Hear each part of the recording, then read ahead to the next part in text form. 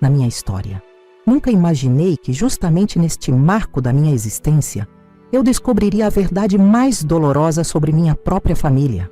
As palavras do meu filho ainda ecoam na minha mente todas as noites antes de dormir. Se você sumisse amanhã, ninguém iria notar. Só estamos aqui pelo dinheiro. E depois, aquelas risadas, aquele som de deboche coletivo que destroçou meu coração em 1000 pedaços. A mesa estava tão bonita naquela noite. Passei o dia inteiro preparando tudo com minhas próprias mãos. Queria que fosse especial, não por ser um aniversário de número redondo, mas porque finalmente consegui reunir todos, meus 2 filhos, minha nora, meu neto e alguns poucos amigos que ainda me restavam depois que Eduardo, meu marido, partiu deste mundo. A toalha de renda que ganhei da minha mãe, as taças de cristal que vieram do enxoval do meu casamento, as flores frescas do jardim que cultivo com tanto carinho, cada detalhe pensado para acolher aqueles que ingenuamente acreditei que me amavam. Lembro de olhar para o relógio constantemente naquela tarde. Beatriz, minha filha, vinha de Manaus especialmente para a boa ocasião. Fazia quase 1 ano que não a via pessoalmente. Renato e Simone, que moravam a apenas 20 minutos da minha casa no Morumbi, raramente apareciam sem que houvesse algum pedido financeiro envolvido. E Miguel, meu neto querido, estava sempre tão ocupado com a faculdade de medicina que nossas conversas se resumiam a rápidas chamadas de vídeo. Quando o interfone tocou pela primeira vez, senti meu coração acelerar. Uma felicidade quase infantil tomou conta de mim. Alisando o vestido azul petróleo que comprei especialmente para a ocasião, caminhei até a porta com um sorriso que parecia não caber no rosto. Eram Jurema e seu marido, meus vizinhos e únicos amigos verdadeiros depois de tantos anos. Chegamos cedo para te ajudar, Aparecida, disse Jurema, me abraçando com aquele carinho que só as amizades antigas sabem dar. Os outros convidados foram chegando aos poucos. Meu advogado Paulo e sua esposa, tão elegantes e formais como sempre. Fátima, a assistente social do Instituto Esperança, com quem desenvolvi uma amizade sincera nos últimos anos de trabalho voluntário. E então, finalmente, minha família. Beatriz chegou primeiro, com Miguel. Abracei meu neto com força, sentindo o cheiro do perfume caro que lhe dei de presente no Natal. Ele estava mais magro, com olheiras profundas. A residência médica consumia suas energias, mas seus olhos ainda brilhavam ao me ver. Renato e Simone chegaram quase 1 hora atrasados. Nem se desculparam. Ela, vestida como se fosse a uma premiação de cinema, exibindo joias que eu mesma lhe presenteei ao longo dos anos. Ele, meu primogênito, com aquele sorriso comercial que aperfeiçoou ao longo da vida para conseguir o que queria. Um beijo rápido na minha bochecha, um presente embrulhado às pressas, e logo estavam se servindo das bebidas mais caras que guardei especialmente para a ocasião. A conversa fluía artificial durante o jantar. Perguntas educadas sobre a vida de cada um, respostas polidas, algumas risadas forçadas. Observei minha família com atenção enquanto comíamos o bacalhau que preparei, seguindo a receita da minha avó portuguesa. Renato checava o celular constantemente, mal disfarçando o tédio. Simone comentava sobre cada peça de decoração da minha casa, calculando mentalmente quanto valeria quando eu não estivesse mais aqui. Beatriz mantinha uma distância emocional palpável, como se estivesse cumprindo uma obrigação. Apenas Miguel parecia genuinamente presente, perguntando sobre minha saúde, elogiando a comida, compartilhando histórias do hospital. Quando servia a sobremesa, um pudim de leite que sempre foi o favorito de Renato na infância. Meu filho finalmente guardou o celular e ergueu sua taça de vinho. O silêncio caiu sobre a sala de jantar. Todos os olhares se voltaram para ele. Quero fazer um brinde à minha mãe, anunciou com aquela voz grave e confiante que usava em suas negociações. 70 anos é uma marca impressionante. Senti meu peito se aquecer. Finalmente, um momento de reconhecimento, pensei. Como estava enganada. Olhando para trás, continuou Renato, vejo uma mulher que sempre colocou o dinheiro e o trabalho acima de tudo e todos, que nos educou para valorizar o patrimônio acima dos sentimentos. Meu sorriso começou a murchar. Os convidados se entreolharam desconfortáveis. Então, mãe, quero brindar a sua maior conquista, seu império financeiro. Porque sejamos honestos, neste momento ele sorriu de lado, olhando diretamente nos meus olhos. Se você sumisse amanhã, ninguém iria notar. Só estamos aqui pelo dinheiro. O silêncio que se seguiu durou apenas 1 segundo, antes das risadas começarem. Primeiro Simone, depois Beatriz, timidamente. Até mesmo Paulo, meu advogado, deixou escapar um sorriso contido. Apenas Jurema, Miguel e Fátima permaneceram sérios, horrorizados com o que acabaram de testemunhar. Naquele momento, algo dentro de mim cristalizou. As lágrimas que ameaçaram cair secaram instantaneamente, dando lugar a uma clareza que nunca experimentei antes. Olhei para cada rosto ao redor daquela mesa, pessoas que alimentei, vesti, eduquei, ajudei financeiramente por décadas. Percebi que meu filho tinha razão em uma coisa. Eu havia falhado, não por valorizar o dinheiro, mas por não perceber que estava criando pessoas que só valorizavam isso. Engoli em seco, mantive a compostura e levantei minha própria taça. Obrigada pela honestidade, filho. É um presente raro nos dias de hoje. Respondi com uma calma que surpreendeu até a mim mesma. Não dei o gosto de me verem quebrar. Não naquela noite. O resto da celebração seguiu como um filme em câmera lenta. Conversas superficiais, despedidas apressadas. Quando o último convidado saiu, tranquei a porta e finalmente deixei as lágrimas rolarem livremente. Chorei pelo tempo perdido, pelas ilusões cultivadas, pelos anos dedicados a pessoas que me viam apenas como uma fonte de recursos.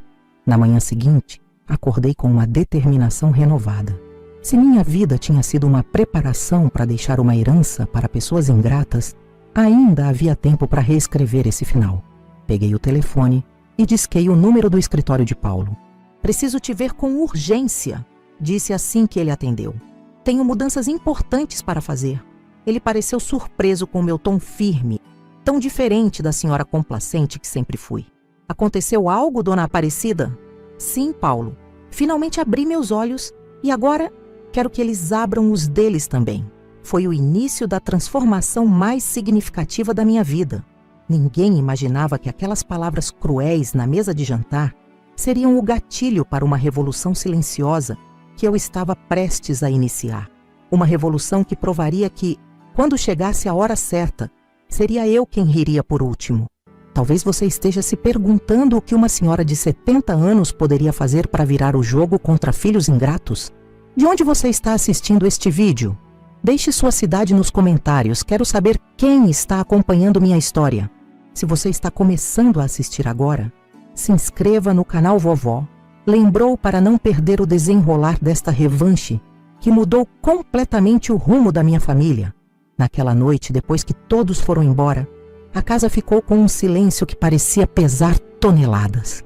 Sentei-me na poltrona da sala, ainda vestida com meu traje de festa, olhando para os restos do meu próprio aniversário.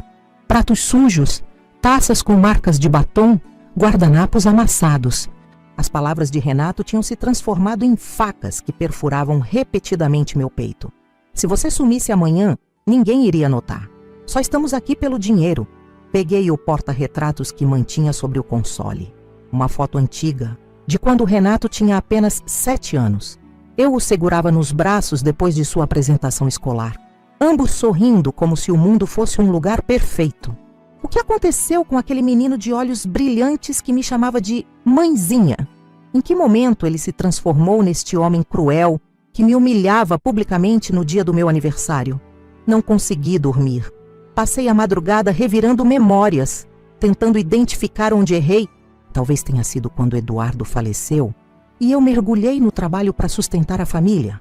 Ou quando cedi a cada capricho material deles, acreditando que coisas poderiam substituir o tempo que não conseguia lhes dar. As joalherias consumiam minhas energias, mas garantiam o futuro deles. Pelo menos era isso que sempre repeti para mim mesma. Quando o sol nasceu, eu já havia tomado minha decisão. Tomei um banho demorado, vesti uma roupa formal e preparei um café reforçado. Se ia iniciar uma guerra, precisava estar bem alimentada e apresentável. Liguei para Luciana, minha governanta, avisando que tiraria o dia de folga. Não queria testemunhas para o que estava prestes a fazer. Às 9 da manhã entrei no escritório de Paulo Rezende. Ele pareceu surpreso ao me ver sem hora marcada. Dona Aparecida, não esperava vê-la tão cedo, especialmente depois da festa de ontem. Precisamente por causa da festa de ontem estou aqui, Paulo, respondi, mantendo a compostura que minha mãe me ensinou a nunca perder em público. Paulo me conhecia há mais de 3 décadas. Foi ele quem cuidou do inventário quando Eduardo faleceu, quem estruturou minhas empresas, quem aconselhou cada grande decisão financeira que tomei. Ele percebeu imediatamente que algo estava diferente. O que aconteceu? Perguntou, indicando a cadeira à sua frente. Contei tudo. As palavras exatas de Renato, as risadas dos convidados, o olhar de superioridade de Simone, o sorriso amarelo de Beatriz. Paulo ouviu em silêncio, as sobrancelhas cada vez mais arqueadas. Isso é inacreditável, murmurou quando terminei. O que pretende fazer? Quero mudar tudo, Paulo. Meu testamento, minhas empresas, minhas propriedades. Quero replanejar completamente meu patrimônio. Nos dias que se seguiram, passamos horas revisando cada aspecto da minha vida financeira. Descobri coisas que nem mesmo eu sabia, como o fato de que Renato havia pedido dinheiro emprestado em meu nome várias vezes nos últimos anos. Paulo, sempre discreto, pagava essas dívidas conforme minha autorização geral para cuidar dos problemas dos meus filhos. Eram principalmente dívidas de jogo, algumas bastante substanciais. Por que nunca me contou sobre isso? Perguntei, chocada com os valores. Você sempre disse que queria poupá-la de preocupações, Dona Aparecida, que confiava no meu julgamento para resolver estas questões. Era verdade. Em minha ingenuidade maternal, acreditei que estava protegendo meus filhos de suas próprias fraquezas. Na realidade, estava alimentando monstros que agora me devoravam viva. Meu primeiro passo foi verificar exatamente quanto de meu patrimônio estava em meu nome e quanto já tinha transferido para meus filhos. Surpreendentemente, eu ainda controlava a maior parte. A casa onde Renato e Simone moravam, as cotas majoritárias das joalherias, os imóveis em Petrópolis, Guarujá e Campos do Jordão. Os investimentos acumulados em 4 décadas de trabalho árduo. Vamos começar gradualmente, aconselhou Paulo. Movimentos muito bruscos podem despertar suspeitas e gerar processos familiares desagradáveis. Concordei. A vingança é um prato que se come frio, como dizia minha avó portuguesa. Comecei vendendo discretamente a joalheria mais antiga, no centro de São Paulo. Aleguei que a criminalidade na região havia aumentado e que os custos de segurança não compensavam mais. Ninguém questionou. Era uma explicação plausível.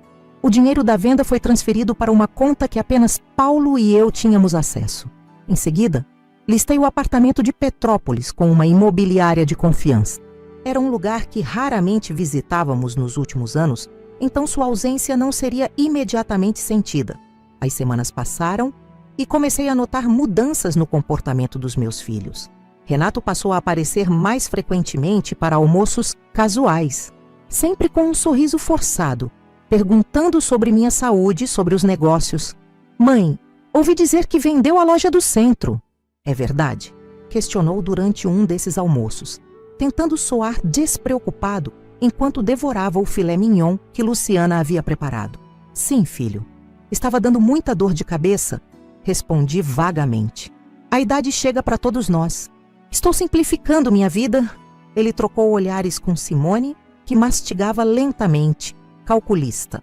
E está pensando em vender mais alguma coisa? Insistiu ele. Talvez. Ainda não decidi. Por quê? Está interessado em comprar? Provoquei, mantendo um tom inocente. Não.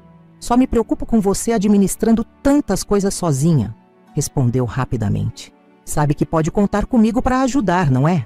Naquela mesma tarde, recebi uma ligação de Beatriz de Manaus. Era tão incomum ela me telefonar que quase deixei cair a xícara de chá que segurava. Mamãe, está tudo bem? Renato me ligou preocupado, dizendo que você está vendendo as joalherias. Não todas, querida. Apenas reorganizando alguns investimentos.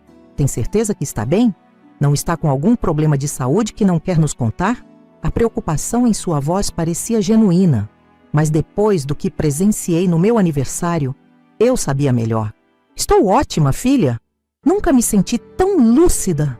Fiz uma pausa estratégica. Na verdade, estou pensando em fazer uma viagem longa. Talvez conhecer aqueles lugares da Europa que sempre sonhei visitar. O silêncio do outro lado da linha foi revelador. Sozinha? Perguntou finalmente, a voz tensa. Ainda não sei. Tenho conhecido pessoas interessantes ultimamente. Essa última parte não era mentira. Durante minhas visitas mais frequentes ao Instituto Esperança, reencontrei Antônio Pacheco, um viúvo que conhecia superficialmente dos círculos sociais de São Paulo. Ele era voluntário lá há anos, ajudando crianças carentes com aulas de matemática.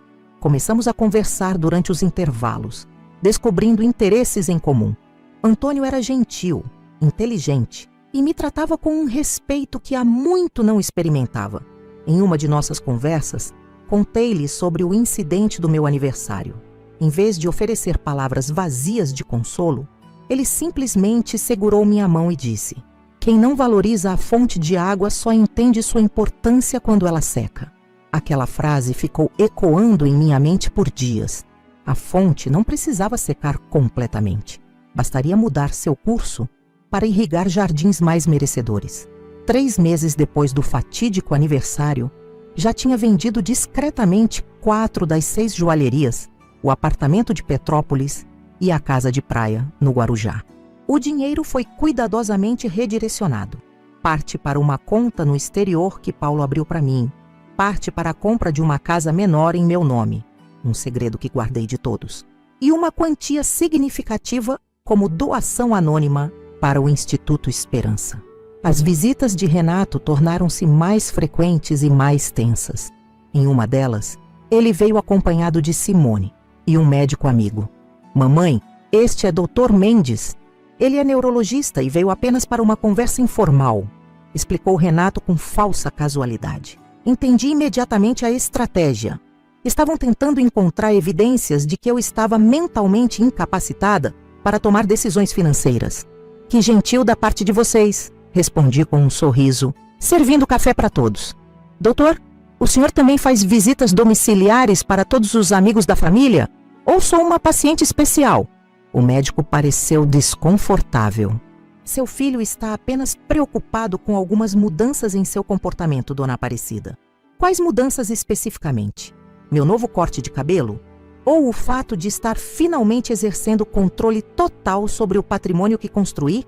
Renato interveio rapidamente. "Mãe, você vendeu quase tudo nos últimos meses. Isso não é normal para alguém que sempre foi tão apegada aos negócios da família." "Apegada aos negócios, sim. As pessoas que só estão interessadas no dinheiro que eles geram, nem tanto." Olhei diretamente para meu filho. "O doutor sabe o que você disse no meu aniversário, Renato?" O silêncio que se seguiu foi resposta suficiente. Aquela tentativa frustrada de me declarar incapaz só fortaleceu minha determinação. No dia seguinte, liguei para Paulo. "Quero acelerar o processo", anunciei. "E tenho uma ideia para a etapa final." Nas semanas seguintes, finalizamos a venda das 2 joalherias restantes. Com a ajuda de Fátima, a assistente social, estruturamos uma doação substancial para o Instituto Esperança, com a condição de que o dinheiro fosse usado para construir uma nova ala médica.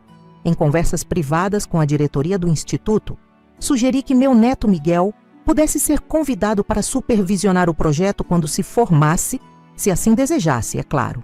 Paulo cuidou meticulosamente da parte legal, garantindo que tudo estivesse absolutamente à prova de contestações. Reservamos 30% do valor total em um fundo educacional para Miguel, com cláusulas específicas sobre como e quando ele poderia acessar o dinheiro. Enquanto isso, meu relacionamento com Antônio floresceu naturalmente. Era estranho sentir borboletas no estômago novamente aos 70 anos, mas a vida tem dessas surpresas.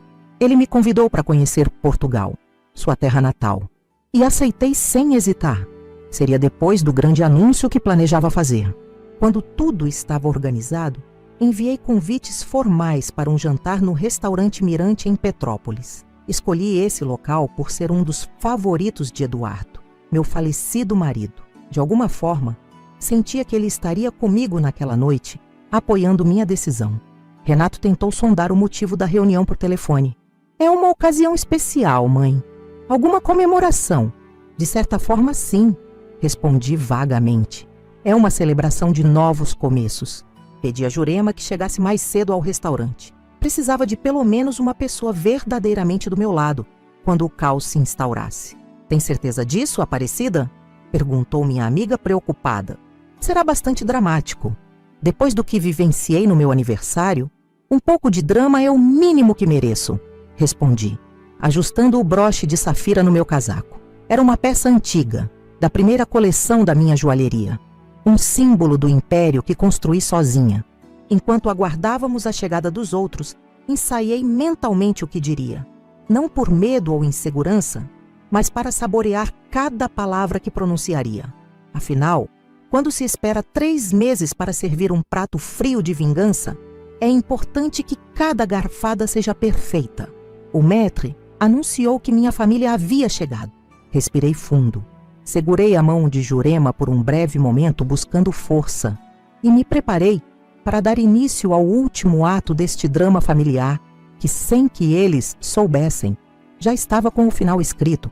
Eles entraram no restaurante como uma pequena procissão. Primeiro Renato, impecável em seu terno italiano, seguido por Simone com um vestido vermelho decotado demais para a ocasião. Beatriz vinha logo atrás, tendo vindo diretamente do aeroporto, com olheiras mal disfarçadas pela maquiagem.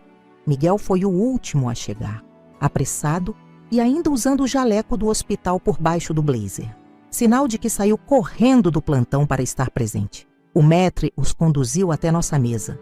Jurema apertou minha mão sob a toalha de linho, um gesto silencioso de apoio que valeu mais que 1000 palavras. Mantive o semblante sereno, como quem não carrega o peso de uma bomba prestes a explodir. Mamãe está deslumbrante, disse Beatriz, beijando minha bochecha. Seu perfume caro invadiu minhas narinas. Um presente que lhe dei no Natal passado. Obrigada, querida. A viagem foi tranquila? O voo atrasou, como sempre, mas valeu a pena para este encontro misterioso. Renato se aproximou, analisando discretamente o ambiente. Seus olhos calculistas percorreram o restaurante luxuoso, provavelmente estimando quanto custaria o jantar. Que surpresa agradável, mãe. Faz tempo que não nos reunimos assim, todos juntos. Desde meu aniversário, para ser exata. Respondi calmamente, indicando os lugares à mesa. Por favor, sentem-se. Já pedi champanhe para começarmos. O garçom apareceu pontualmente com a garrafa que solicitei antecipadamente. Dom Perignon, a mais cara da carta. Renato sorriu, aprovando minha extravagância. Aquele sorriso logo desapareceria. Vovó.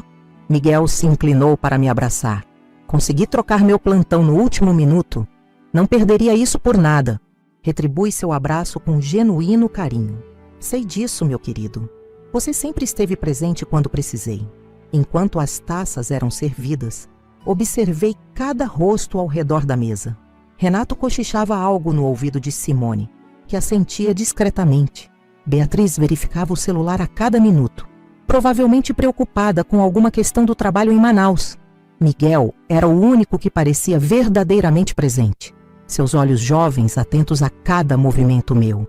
Jurema pigarreou suavemente, nosso sinal combinado. Era a hora. Ergui minha taça e todos imediatamente silenciaram, como se pressentissem a importância do momento. Obrigada por virem, comecei, mantendo a voz firme.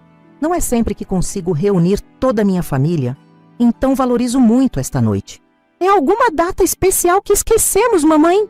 Perguntou Beatriz, visivelmente tentando se lembrar se havia algum aniversário ou comemoração. Não exatamente. Digamos que é uma celebração de clareza. Renato franziu o senho. Clareza? Sim. Tomei um pequeno gole de champanhe, saboreando tanto a bebida quanto o momento. Nos últimos meses tenho refletido muito sobre minha vida, sobre o legado que construí e sobre o que realmente importa no fim das contas. Percebi Renato e Simone trocarem olhares preocupados. Beatriz, subitamente mais atenta, largou o celular. Miguel me observava com uma expressão que mesclava curiosidade e admiração. Como vocês devem ter notado, fiz algumas mudanças nos meus negócios recentemente, prossegui. Notamos sim, Renato interrompeu, incapaz de conter sua ansiedade. Ficamos preocupados, mãe. Decisões tão drásticas, sem consultar a família. Família, repeti a palavra. deixando-a pairar no ar por alguns segundos. É interessante como esse conceito muda ao longo do tempo, não é? Quando vocês eram pequenos, família significava proteção incondicional. Quando seu pai faleceu, significou responsabilidade absoluta. E agora, fiz uma pausa deliberada. Agora, pelo visto, significa apenas uma fonte de recursos financeiros. O silêncio que se seguiu foi denso como névoa em manhã de inverno. Do que está falando, mamãe? Beatriz tentou soar inocente, mas sua voz tremeu ligeiramente. Estou falando do meu aniversário de 70 anos, das palavras exatas que seu irmão pronunciou e das risadas que se seguiram. Mantive meus olhos fixos em Renato, que empalideceu visivelmente. Se você sumisse amanhã, ninguém iria notar. Só estamos aqui pelo dinheiro. Lembram-se? Miguel engasgou com o champanhe. O quê? Tio Renato disse isso? Disse sim, Miguel. E todos riram. Bem, quase todos. Sorri para Jurema. Existem pessoas que verdadeiramente se importam comigo além da minha conta bancária. Felizmente, consegui identificá-las nos últimos meses. Renato recuperou a compostura rapidamente, como o bom negociador que sempre foi. Mãe, aquilo foi uma brincadeira infeliz. Estava um pouco alterado pela bebida. Você sabe como fico depois de alguns uísques? Uma brincadeira, repetia, assentindo lentamente. Sabe, filho, existe um ditado antigo que diz que toda brincadeira tem um fundo de verdade. E foi essa verdade que me abriu os olhos. O garçom aproximou-se para anotar os pedidos, mas fiz um gesto discreto indicando que precisávamos de mais alguns minutos. Esta conversa não podia ser interrompida. Depois daquela noite, comecei a questionar tudo. O império que construí, para quem estava deixando, quais valores realmente transmitia aos meus filhos. Tomei outro gole de champanhe, sentindo a coragem líquida descer pela garganta. E cheguei a algumas conclusões surpreendentes. Tirei da bolsa 5 envelopes creme, cada um com um nome escrito em minha caligrafia impecável. Coloquei-os sobre a mesa, alinhados como soldados prontos para a batalha. O que é isso? Perguntou Simone, quebrando seu silêncio calculado. Clareza? Respondi simplesmente. A clareza que mencionei no início desta conversa. Distribui os envelopes um a um. Renato recebeu o seu com mãos visivelmente trêmulas. Simone arrancou dela quase com raiva. Beatriz hesitou antes de pegar o seu, como se temesse o que encontraria dentro. Miguel aceitou o envelope com a curiosidade respeitosa que sempre demonstrava. O último ficou na minha frente, aquele com o nome de Jurema. Podem abrir, autorizei. O som de papel sendo rasgado ecoou na mesa, misturando-se com a música ambiente do restaurante. O contraste entre a melodia suave de piano e a tensão entre nós era quase cômico. Renato foi o primeiro a reagir, seu rosto passando de pálido para vermelho em segundos. Isso é algum tipo de piada? Não, filho. Como eu disse, estou além das brincadeiras agora. Ele sacudiu o documento em minha direção. Você vendeu a casa? Minha casa? A casa que está registrada em meu nome, onde permiti que você e sua esposa morassem gratuitamente pelos últimos 8 anos. Corrigi calmamente. Sim, a vendi. Os novos proprietários foram muito compreensivos e concordaram em dar a vocês 30 dias para encontrar outro lugar. Simone parecia prestes a desmaiar, seus dedos apertando o documento com tanta força que os nós dos dedos embranqueceram. Não pode fazer isso. Legalmente posso sim. Paulo confirmou tudo meticulosamente. Beatriz observava seu envelope com uma expressão difícil de decifrar. Dentro, havia uma lista detalhada de cada vez que pedi sua presença nos últimos 5 anos. Aniversários, natais, mesmo quando estive brevemente hospitalizada com pneumonia. E suas respectivas desculpas para não comparecer. Ao lado, uma segunda coluna mostrava transferências bancárias que fiz para ajudá-la em diversos momentos. Mamãe, ela começou, mas sua voz falhou. Não precisa dizer nada, querida. Os números falam por si. Miguel abriu seu envelope por último, seus olhos percorrendo rapidamente o conteúdo. Ao contrário dos outros, seu rosto se iluminou. Vovó, isso é incrível. Sorri pela primeira vez naquela noite. Achei que gostaria. Renato arrancou o documento das mãos do sobrinho. O que ela te deu? Deixe-me ver.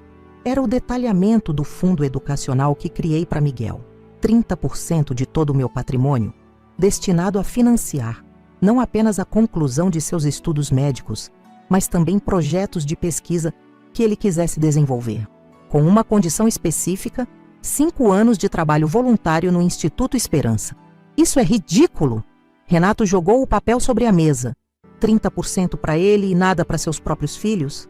Vamos contestar isso judicialmente, mãe. Você claramente não está em seu juízo perfeito. Contestem à vontade, respondi tranquilamente. Paulo preparou toda a sua documentação. Passei por avaliações psicológicas completas antes de tomar cada decisão. Não há o que contestar. E o restante? Beatriz perguntou, sua voz quase um sussurro. Os outros 70%, para quem ficou? Em vez de responder diretamente, entreguei o último envelope a Jurema. Ela o abriu com cuidado, leu rapidamente e seus olhos se encheram de lágrimas. Oh, Aparecida! O que é? Exigiu Renato. O que ela recebeu? Jurema me olhou, pedindo permissão silenciosa para responder. Assenti. Não recebi nada pessoalmente, explicou ela. Este documento detalha a doação que Aparecida fez ao Instituto Esperança. 70% de todo o seu patrimônio, destinado à construção de uma nova ala médica que atenderá crianças carentes. O silêncio que se seguiu foi absoluto. Até mesmo os sons do restaurante pareceram diminuir. Você deu tudo para a caridade? A voz de Renato era um misto de incredulidade e fúria contida. Não tudo, corrigi. Miguel receberá sua parte quando cumprir os requisitos. E mantive o suficiente para viver confortavelmente pelos anos que me restam. Anos que podem ser muito poucos se continuar tomando decisões insanas como essa, disparou Simone, incapaz de conter sua frustração. Na verdade, continuei, ignorando-te a ameaça velada. Pretendo viver intensamente daqui para frente. Fiz um gesto discreto para o maître, que imediatamente compreendeu o sinal. Segundos depois, Antônio Pacheco se aproximou de nossa mesa. Elegante em seu terno azul marinho, cabelos grisalhos perfeitamente penteados, olhos gentis fixos em mim. Levantei-me para recebê-lo. Desculpe o atraso, querida, disse ele, beijando suavemente minha bochecha, antes de cumprimentar os demais com um aceno educado. Família, este é Antônio Pacheco, meu noivo. Se achei que as revelações anteriores haviam causado choque, esta última informação foi como um terremoto. Renato parecia prestes a ter um ataque cardíaco. Simone deixou escapar um grito abafado. Beatriz derrubou sua taça, manchando a toalha impecável de vermelho. Uma metáfora perfeita para o caos que eu acabava de instaurar. Noivo? Repetiu Renato, como se a palavra fosse em um idioma desconhecido.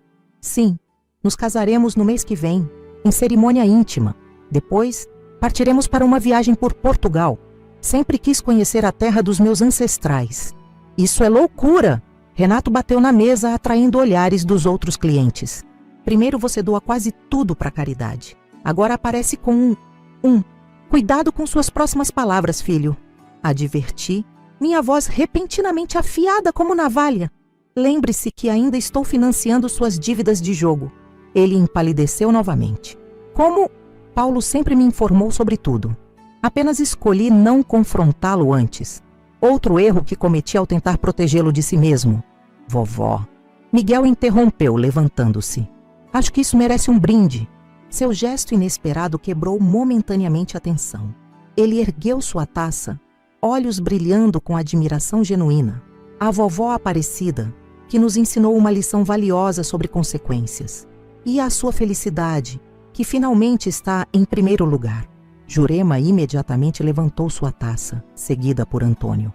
Após um momento de hesitação, Beatriz também ergueu a sua, surpreendendo a todos, inclusive a si mesma.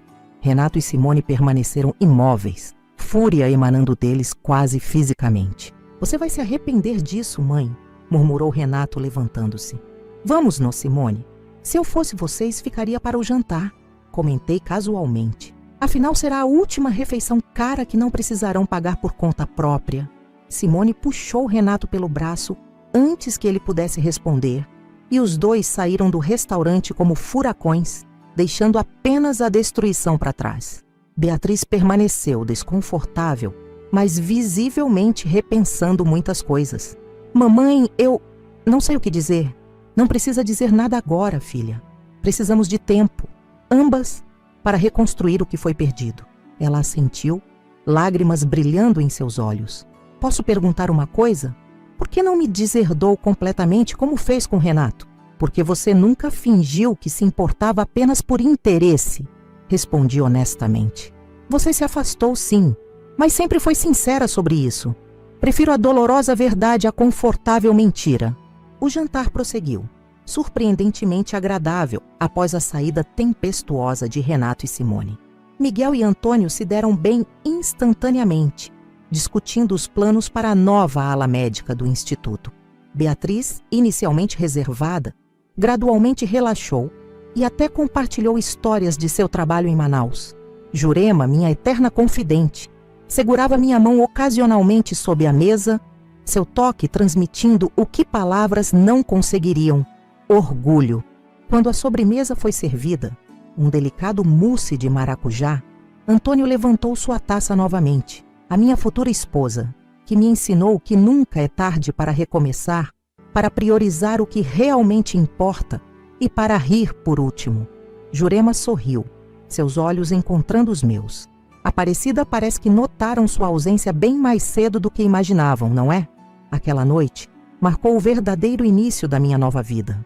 Uma vida onde eu finalmente era a protagonista, não apenas a provedora. Uma vida onde meus valores finalmente se alinhavam com minhas ações. Uma vida que, ironicamente, só pude descobrir graças a uma frase cruel pronunciada por meu próprio filho em meu aniversário de 70 anos. Se você sumisse amanhã, ninguém iria notar. Que engano, meu filho. Que engano.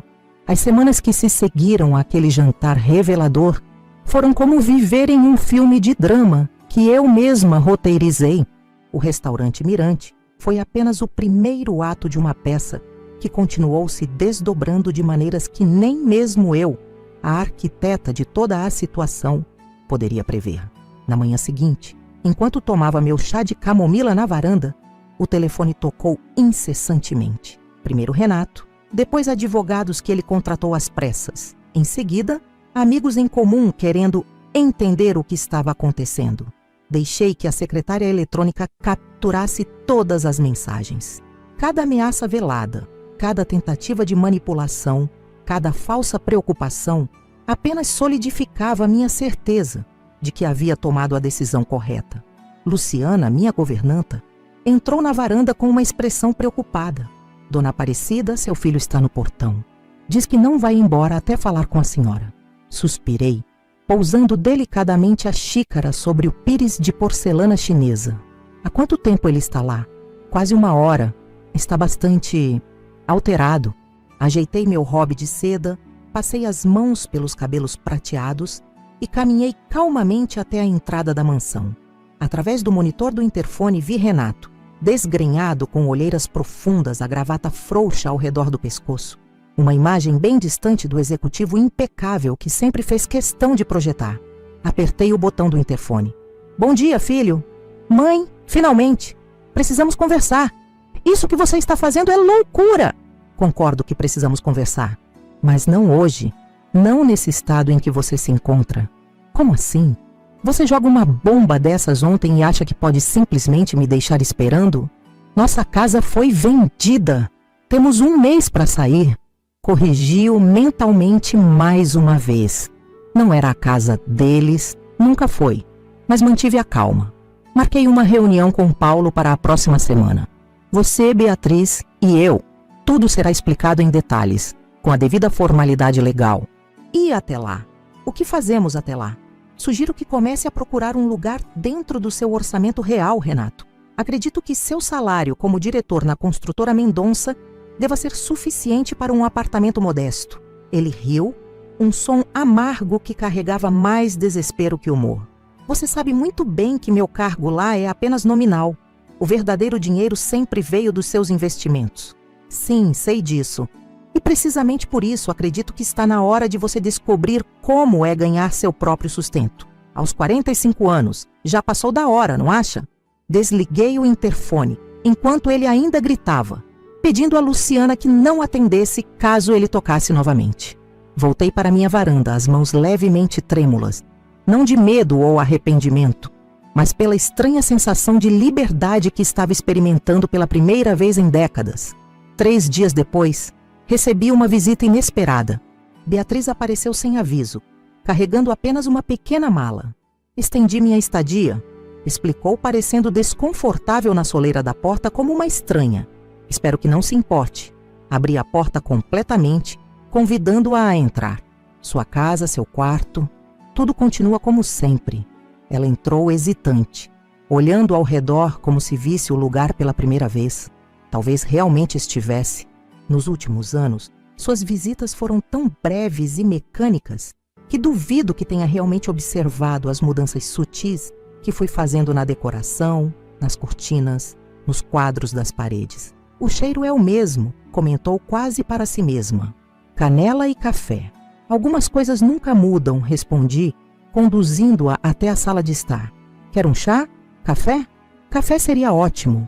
Enquanto Luciana preparava o café, sentamos em um silêncio estranho. Beatriz parecia buscar palavras, revirando pensamentos como quem revira pedras em busca de algo perdido. Falei com Renato ontem, disse finalmente. Ele está destruído. Imagino que esteja, respondi sinceramente. Perder privilégios que sempre considerou direitos deve ser difícil. Beatriz me encarou, seus olhos, tão parecidos com os meus, buscando algo em meu rosto. Você planejou tudo isso desde o aniversário, não foi? Cada passo, cada movimento. Sim, precisei de clareza para enxergar a verdade. E depois, precisei de estratégia para responder a ela. Mamãe, o que Renato disse foi horrível, imperdoável, mas... Ela hesitou. Era necessário ir tão longe? Tomei um gole do café que acabara de chegar, organizando meus pensamentos. Quando seu pai morreu, prometi a mim mesma que cuidaria de vocês, que garantiria seu futuro. Trabalhei incansavelmente para isso. Cada joalheria que abri, cada negócio que fechei, cada noite que passei debruçada sobre planilhas, tudo era por vocês.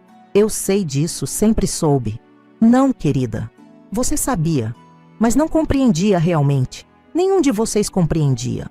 O dinheiro nunca foi o objetivo. Era apenas o meio.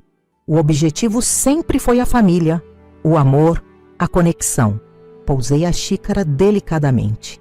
E em algum momento, o meio se tornou o fim. Vocês começaram a valorizar mais o que eu poderia proporcionar do que quem eu era. Beatriz baixou o olhar, suas mãos segurando a xícara com força desnecessária. Renato sempre foi mais focado no dinheiro, você sabe disso. E você? O que te manteve longe todos esses anos? A pergunta direta pareceu pegá-la de surpresa. Depois de um longo silêncio, ela respondeu. Medo, eu acho. Medo de não corresponder às suas expectativas. De não ser bem-sucedida o suficiente, independente o suficiente. Você sempre foi esta força da natureza, mamãe. Construiu um império do nada. Enquanto você seguiu seu próprio caminho. Em Manaus, longe dos contatos que eu poderia oferecer, do conforto que eu poderia proporcionar. Lágrimas silenciosas começaram a escorrer pelo rosto de minha filha. Quando montei meu escritório de arquitetura lá, queria provar que podia fazer algo por conta própria. Mas a distância física se tornou emocional com o tempo. Cada ano ficava mais difícil voltar. Peguei sua mão, sentindo a maciez da pele que não conhecia o trabalho manual pesado, tão diferente das minhas mãos marcadas pelo tempo e esforço. E agora? O que te trouxe de volta realmente? Ela respirou fundo. Honestamente, no início foi o choque, a preocupação com a herança, todas as reações erradas. Mas depois, sentada no avião, comecei a lembrar coisas. O modo como você penteava meu cabelo antes da escola. Como fazia questão de ler para mim todas as noites, mesmo depois de dias exaustivos. Como sorria orgulhosa na minha formatura. Ela enxugou as lágrimas. Percebi que estava perdendo minha mãe, não por suas ações recentes, mas pelas minhas ausências ao longo dos anos. Algo dentro do meu peito, um nó que nem sabia que carregava, começou a se afrouxar. Nunca é tarde para reconstruir pontes, filha. Mesmo depois de tudo? Das coisas terríveis no jantar de aniversário? Você não disse nada terrível naquela noite. Riu sim, o que me magoou, mas nunca verbalizou o que Renato disse. Mas também nunca defendi você. Assenti. Isso é verdade. e é algo com que você terá que conviver. Nosso momento foi interrompido pelo som da campainha. Luciana apareceu, anunciando que o Sr. Paulo havia chegado para a reunião programada. Marcamos para hoje? Perguntei confusa. Não, senhora. Mas ele diz que é urgente. Paulo entrou na sala, pasta de couro debaixo do braço, expressão grave no rosto envelhecido. Cumprimentou Beatriz com um aceno breve antes de se voltar para mim. Desculpe a intrusão, Aparecida, mas temos uma situação que precisa de atenção imediata. O que houve? Ele colocou alguns documentos sobre a mesa de centro. Renato entrou com um processo contestando suas doações e a alteração do testamento. Está alegando coação e incapacidade mental temporária. Beatriz levou a mão à boca, horrorizada. Ele não faria isso. Já fez? Paulo confirmou. E há mais. Contratou investigadores particulares para seguir Antônio, tentando encontrar algo comprometedor. Está convencido de que ele é um golpista interessado em seu dinheiro. Uma risada inesperada escapou de meus lábios, surpreendendo tanto Paulo quanto Beatriz. Oh, a ironia! Meu filho, que vive às minhas custas há décadas, acusando alguém de ser interesseiro. Não é motivo para rir, Aparecida, Paulo advertiu. Isso pode se tornar muito feio, muito público. Deixe que seja, respondi, surpreendendo a mim mesma com a falta de preocupação. Não tenho nada a esconder. Todas as minhas decisões foram tomadas em plena capacidade mental, meticulosamente documentadas por você mesmo. Paulo assentiu, ainda preocupado. Sim, mas processos familiares são desgastantes. A imprensa local certamente terá interesse na história da matriarca das joalherias Fontes em guerra com o próprio filho. As joalherias não existem mais, lembrei. E minha reputação não me preocupa tanto quanto minha paz. Beatriz, que estivera absorvendo tudo em silêncio, subitamente se manifestou. Vou falar com ele, isso tem que parar. Olhei para minha filha com surpresa. Você não precisa se envolver, querida. Preciso sim. Já fiquei tempo demais à margem, deixando tudo acontecer sem me posicionar. Ela se levantou, determinação brilhando em seus olhos. Renato sempre me ouviu, talvez consiga fazê-lo enxergar a loucura que está prestes a cometer. Depois que Beatriz saiu, Paulo se sentou mais perto de mim. Ela tem alguma chance de sucesso? Honestamente, não sei. Renato sempre teve um lado racional, calculista, mas também é extremamente orgulhoso e agora desesperado. Precisamos nos preparar para o pior cenário, aconselhou Paulo. E qual seria esse? Um processo longo, exposição pública, possíveis alegações de que Antônio te manipulou, que o Instituto Esperança exerceu algum tipo de influência indevida.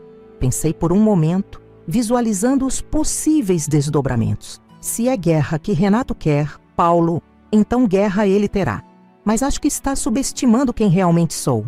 Nos dias seguintes, uma tempestade se formou. Como Paulo previu, a notícia do conflito familiar vazou para a imprensa local. Herdeiro contesta doação milionária de empresária a Instituto de Caridade. Filho acusa mãe de 70 anos de incapacidade mental após deserdar família. Guerra de fortunas. O império das joalherias Fontes em disputa judicial. Cada manchete parecia mais sensacionalista que a anterior.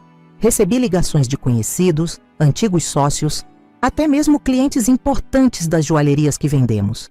Todos querendo detalhes, oferecendo conselhos não solicitados, fingindo preocupação enquanto saboreavam o escândalo. No meio desse caos, Antônio permaneceu como meu porto seguro. Nenhuma vez demonstrou preocupação com as investigações sobre seu passado, com as insinuações maldosas, com as entrevistas de Renato, onde sugeria que ele era um oportunista. Deixe que investiguem, dizia, segurando minhas mãos com carinho. Minha vida é um livro aberto. Viúvo há 8 anos, professor aposentado, voluntário no Instituto há mais de uma década. Se isso não é suficiente para provar minhas intenções, nada será. Uma semana depois do início da tempestade midiática, recebemos uma visita inesperada. Miguel apareceu em minha porta, carregando um envelope grosso e uma expressão decidida que me lembrou terrivelmente seu avô. Vovó, estive pensando muito sobre tudo isso, disse ele sentando-se na sala. Sobre o fundo educacional que criou para mim, sobre o instituto, sobre o que está acontecendo com nossa família. E chegou a alguma conclusão, querido? Ele abriu o envelope, revelando um maço de papéis meticulosamente organizados. Pesquisei sobre programas médicos voluntários por todo o Brasil. Entrei em contato com o diretor do Instituto Esperança. Desenvolvi um projeto completo para a nova ala pediátrica. Folheei os documentos, impressionada com o nível de detalhe. Plantas arquitetônicas preliminares, orçamentos, cronogramas, até mesmo um esboço de equipe médica necessária. Miguel, isso é extraordinário. Mas por quê? Você ainda está na residência, tem anos pela frente, antes de poder assumir tal responsabilidade. Porque quero provar, para meu tio, para minha mãe, para todos, que não estou interessado apenas no dinheiro. Seus olhos jovens brilhavam com determinação. Quero construir algo significativo, algo que salve vidas, que faça diferença. E quero começar agora, não daqui a anos. Senti um orgulho indescritível. Em meio a toda a lama que Renato estava levantando, este jovem, meu neto, meu sangue, emergia como um farol de esperança para o legado que eu realmente queria deixar. O que precisa de mim? Perguntei. Sua aprovação para iniciar o projeto imediatamente, usando uma parte do fundo. Sei que a condição era trabalhar 5 anos no instituto, mas quero inverter a ordem. Construir primeiro, trabalhar depois. Provar que estou comprometido de verdade. Naquele momento, tomei outra decisão importante. Miguel, vou além de aprovar seu projeto. Vou torná-lo diretor executivo do Fundo Educacional. Você decidirá como o dinheiro será aplicado, com supervisão de Paulo, claro. Seus olhos se arregalaram. Tem certeza? É muita responsabilidade. Tenho. Se há algo que aprendi recentemente, é a importância de confiar nas pessoas certas. Sorri, sentindo uma paz que não experimentava há meses. E você, meu querido, é definitivamente a pessoa certa. No dia seguinte, a primeira audiência do processo movido por Renato estava marcada. Paulo havia me preparado para um confronto difícil, mas ao entrarmos no fórum, encontramos uma surpresa. Beatriz e Miguel já estavam lá, sentados do nosso lado da sala, não do lado de Renato. Meu filho entrou acompanhado de Simone e 2 advogados de aparência agressiva. Ao ver Beatriz e Miguel ao meu lado, seu rosto se contorceu em uma expressão de traição absoluta. O que estão fazendo? Ela vai destruir nosso futuro, sibilou para eles. Beatriz se levantou, encarando o irmão com uma firmeza que nunca vi nela antes. Não, Renato, você está destruindo nossa família. E isso acaba hoje. Antes que ele pudesse responder, o juiz entrou e a audiência começou. Enquanto os advogados apresentavam argumentos preliminares, observei minha família fragmentada. Renato consumido pela ganância e ressentimento. Beatriz finalmente encontrando sua voz. Miguel determinado a construir algo maior que si mesmo. E eu, aos 70 anos, descobrindo que meu verdadeiro legado não estava nas joias que vendi, nas propriedades que acumulei ou mesmo no dinheiro que doei. Estava nas lições que aquele aniversário doloroso acabou ensinando a todos nós. Quando o juiz pediu meu depoimento, levantei-me com a dignidade de 7 décadas bem vividas, pronta para finalmente contar minha versão da história. Não apenas para o tribunal, mas para todos que quisessem ouvir. Quando me levantei para depor naquela sala de audiências, senti todas as idades que já vivi. A menina de 7 anos que ajudava na mercearia do pai, a jovem de 20 que se apaixonou por Eduardo, a mulher de 35 que ficou viúva cedo demais, a empresária de 50 que expandiu as joalherias para 3 estados e, finalmente, a senhora de 70 que descobriu que nunca é tarde para recomeçar. Senhora Aparecida Fontes, começou o juiz. A senhora entende por que estamos aqui hoje? Perfeitamente, meritíssimo. Respondi com voz clara, sem hesitação.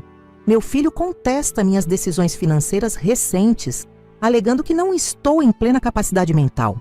E o que a senhora tem a dizer sobre isso? Ajustei o broche de safira em meu casaco, o mesmo que usei no jantar do Mirante, e encarei diretamente os olhos do magistrado. Digo que nunca estive tão lúcida em toda a minha vida.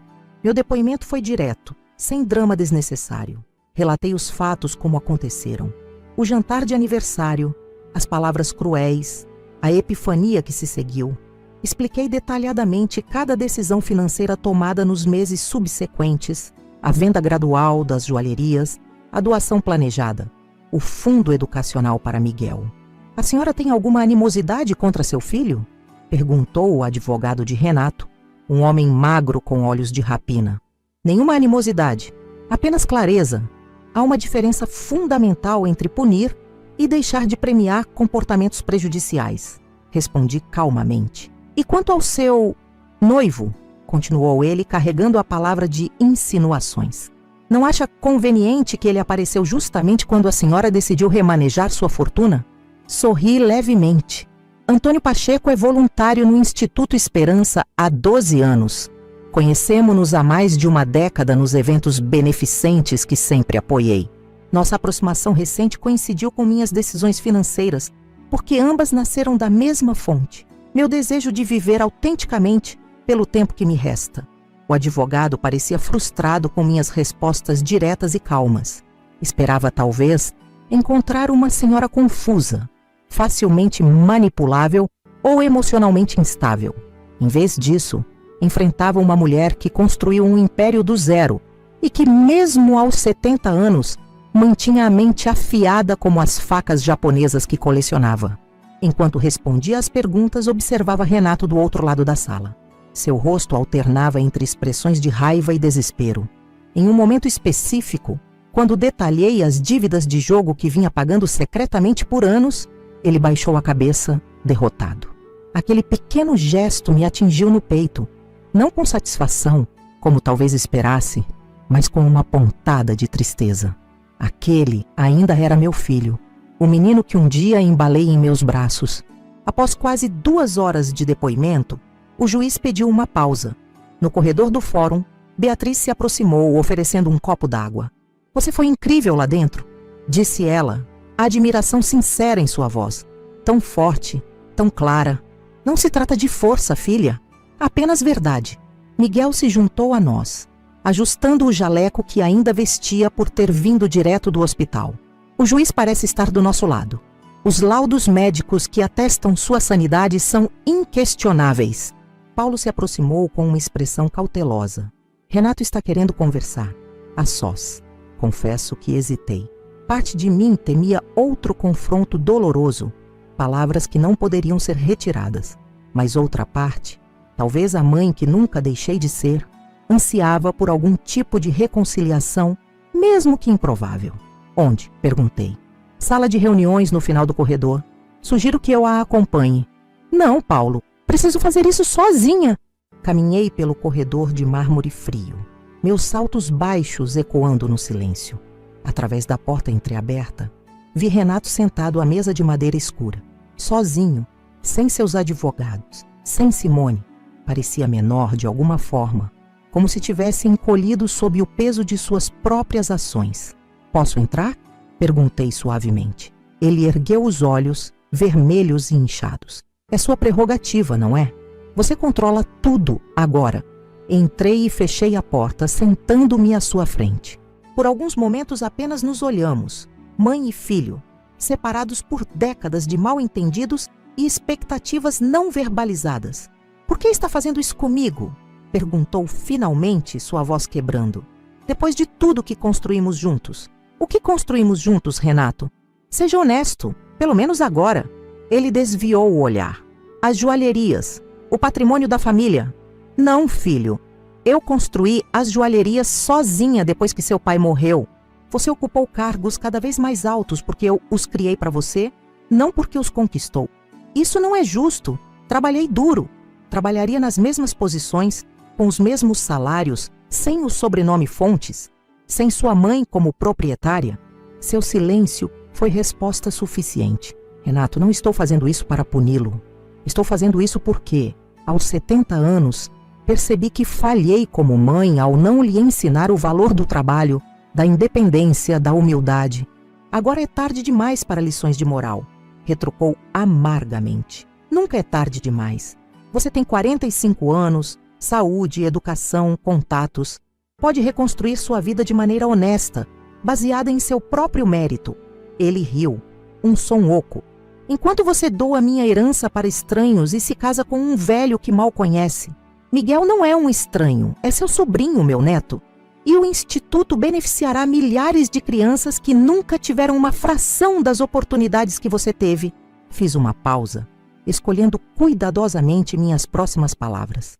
Quanto a Antônio, ele me vê como mulher, não como uma conta bancária. A diferença é sutil, mas fundamental. Algo em minhas palavras pareceu finalmente atingi-lo. Seu rosto se contraiu, lágrimas surgindo nos cantos dos olhos. Naquela noite, no seu aniversário, eu não queria dizer aquilo, mas disse, e todos riram. Eu estava bêbado, frustrado. Tínhamos acabado de perder aquele contrato com os argentinos. Simone estava pressionando por uma casa maior, as dívidas. Entendo as circunstâncias, filho, mas palavras têm poder. E aquelas palavras revelaram uma verdade que ambos precisávamos enfrentar. Um silêncio pesado se instalou entre nós. Pela janela, podia ver o céu de São Paulo, cinzento, carregado, prometendo uma tempestade que ainda não se decidira a cair. "O que você quer de mim agora?" perguntou finalmente. "Quero que retire o processo. Não por mim, mas por você. Este caminho só trará mais dor, mais exposição, mais vergonha. E no final, o resultado será o mesmo. E se eu não retirar? Então lutaremos nos tribunais. Mostrarei cada nota fiscal de suas dívidas que paguei, cada empréstimo nunca devolvido, cada apartamento e carro comprados com meu dinheiro. Exporei tudo, Renato.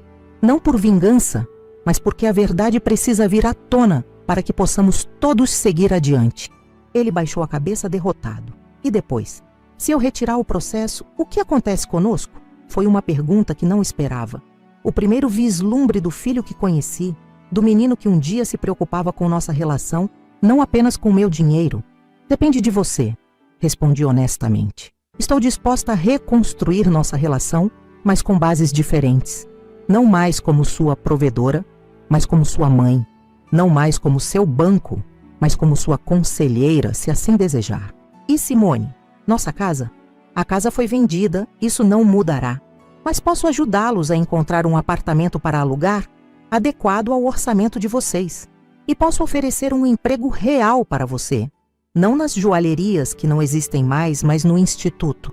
Sua experiência em administração seria valiosa lá." Ele ergueu a cabeça surpreso.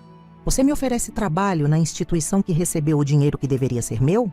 Ofereço a oportunidade de participar de algo significativo, de construir seu próprio caminho e de entender que aquele dinheiro nunca foi seu por direito. Era meu para decidir como o utilizar." A audiência recomeçaria em 15 minutos.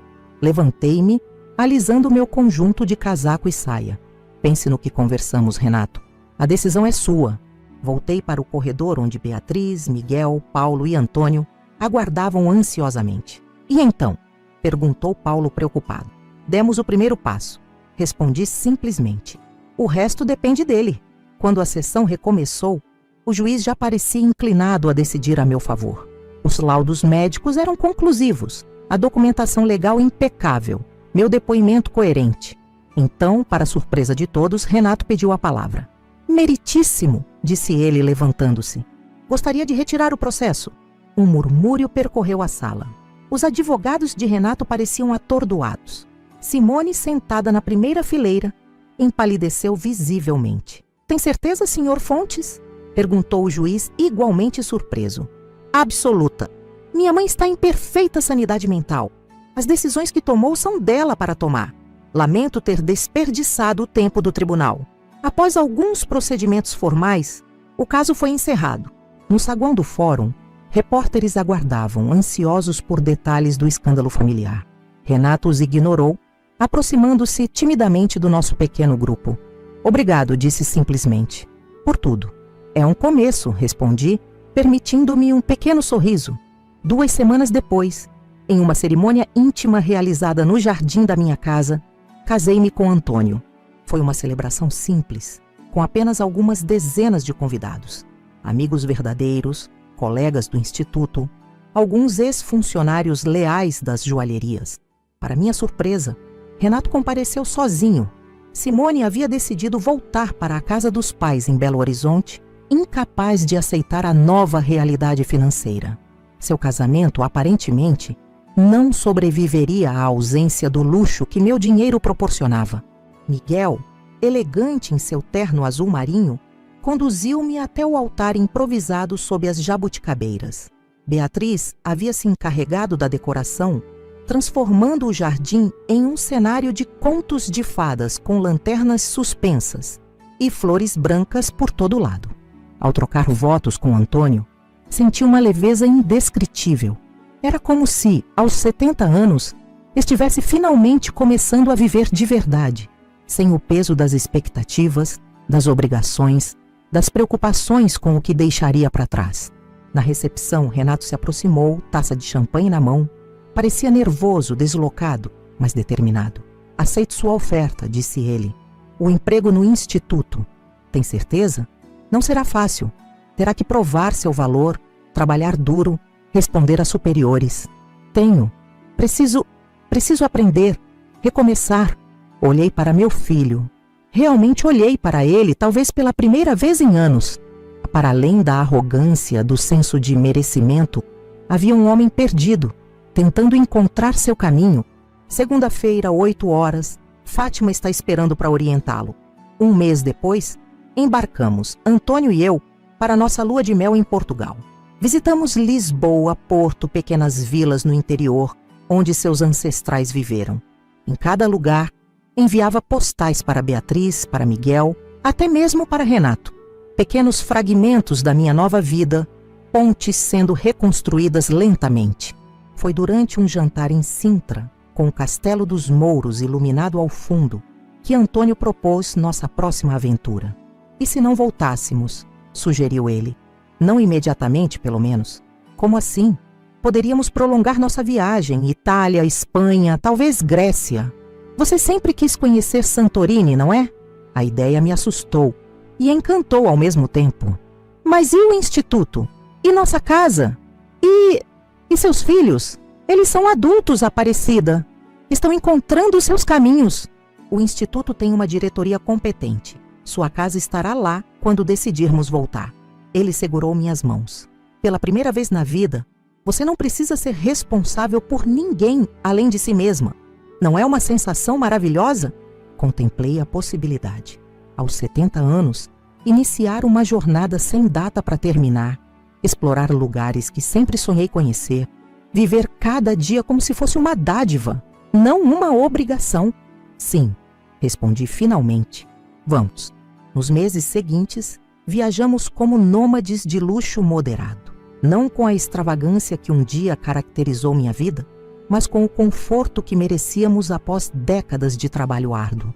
De cada lugar, enviava não apenas postais, mas presentes cuidadosamente escolhidos.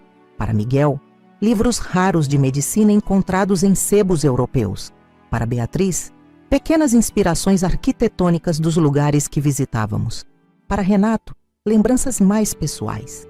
Uma gravata italiana feita à mão, um relógio português antigo, coisas que falavam de tradição, valor, permanência. Em troca, recebia notícias que alimentavam minha alma. Miguel avançava com o projeto da ala pediátrica, já com as fundações sendo lançadas. Beatriz decidira abrir um escritório em São Paulo, reconectando-se com suas raízes. E Renato, surpreendentemente, destacava-se no instituto, seu conhecimento de administração e finanças revelando-se verdadeiramente valioso quando aplicado a uma causa nobre. Numa manhã ensolarada em Santorini, enquanto tomávamos café em uma varanda com vista para o mar azul turquesa, recebi uma foto que Jurema enviou por mensagem. Mostrava a fachada do Instituto Esperança, onde uma nova placa havia sido instalada. Ala Pediátrica Aparecida Fontes, em construção. Ao lado da placa, 3 figuras familiares, Miguel, Beatriz e Renato, sorridentes, unidos por um propósito maior que suas diferenças. Mostrei a foto para Antônio, incapaz de conter as lágrimas que escorriam livremente. Valeu a pena, murmurei. Tudo valeu a pena. Naquele momento, contemplando o infinito azul do mar Egeu, entendi a verdadeira lição daquela noite dolorosa do meu aniversário de 70 anos. Às vezes precisamos perder tudo, ou acreditar que perdemos, para descobrir o que realmente importa. Às vezes as palavras mais cruéis podem desencadear as transformações mais necessárias. E às vezes, o melhor presente que podemos dar aos nossos filhos não é dinheiro, propriedades ou privilégios, mas a chance de descobrirem sua própria força, seu próprio valor, sua própria capacidade de construir algo significativo com as próprias mãos. Em breve, voltaríamos ao Brasil. Havia um casamento para planejar. Beatriz havia conhecido alguém especial. Havia uma ala pediátrica para inaugurar. Havia reconciliações ainda incompletas para nutrir. Mas agora, eu sabia que retornaria não como a matriarca controladora que um dia fui, mas como uma mulher que finalmente aprendeu a mais importante das lições, que viver plenamente é o único legado que realmente importa. E sim, no final das contas, fui eu quem riu por último, não com amargura ou vingança, mas com a doce satisfação de quem finalmente encontrou seu verdadeiro valor, muito além de qualquer conta bancária. Olhando para trás agora, consigo ver com clareza o caminho que percorri desde aquela noite fatídica do meu aniversário de 70 anos. Uma simples frase, cruel e impensada, mudou completamente o rumo da minha vida e de toda a minha família. Se você sumisse amanhã, ninguém iria notar. Só estamos aqui pelo dinheiro. Palavras que rasgaram meu coração, mas que também me libertaram de décadas de ilusões cuidadosamente cultivadas.